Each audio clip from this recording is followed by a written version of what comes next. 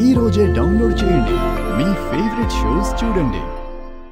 నా ప్రతి పుట్టినరోజుకి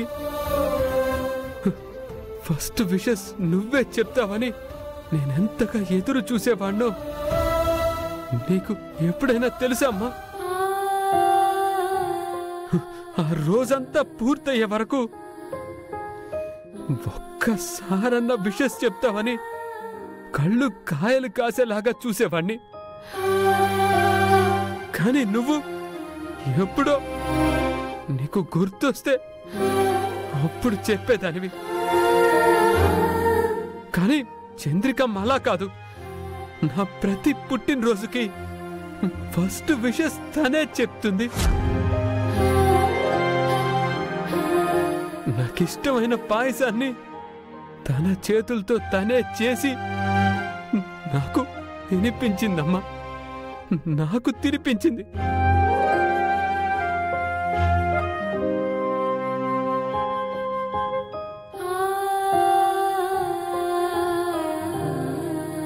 తనే నా కన్నీటిని తుడిచిన వేలయింది. నాకు సంతోషాన్ని పంచే నా నేస్తమైంది. ఇంట్లో నాకంటూ తనే ఒక తోడైంది. నన్ను చిన్నప్పటి నుంచి ఇప్పటి వరకు కంటికి రెప్పలా కాపాడుకుంటూ చివరికి నన్నింతటి వాణ్ణి కూడా చేసింది తనే. ఏం మాట్లాడుతున్నావురా ఫూల్? మామ్ నీకేం చేయలేదా? ఇప్పుడు నేను చెప్పిన దాంట్లో నీకేమన్నా చేసినట్టు అనిపించిందా? నువ్వే చెప్పు.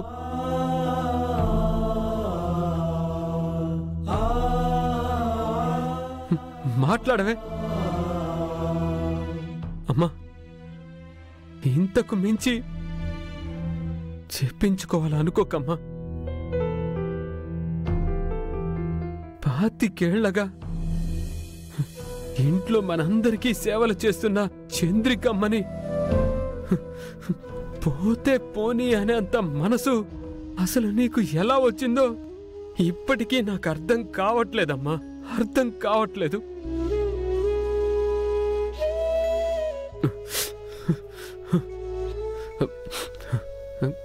కానీ నాకా మనసు లేదమ్మా. ఇన్ని సంవత్సరాలుగా నన్నొక కొడుకులా ఆదరించి నా కోసం ఇన్ని చేసిన చంద్రికమ్మని ఈ విధంగా తన రుణం తీర్చుకునే అవకాశం వచ్చింది. వదులుకోనమ్మా. అవసరమైతే నా చివరి రక్తపు బొట్టు వరకు ఇస్తాను. తను క్షేమంగా ఉండేలా చూస్తాను. అది నా బాధ్యత కూడా.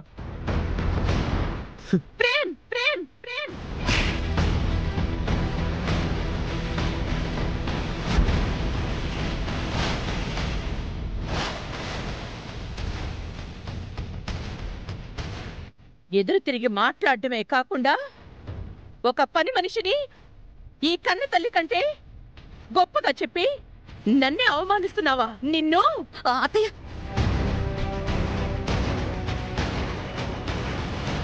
అందరూ చూస్తున్నారు, వదిలేయండి. వదలు, నేను ఊరుకోను. అమ్మా, నువ్వు నన్ను తిట్టు, కొట్టు, చంపు. నేనిప్పుడు చంద్రికమ్మకి బ్లడ్ ఇచ్చేదే. దీంట్లో ఎలాంటి మార్పు లేదు. ప్రేమ్,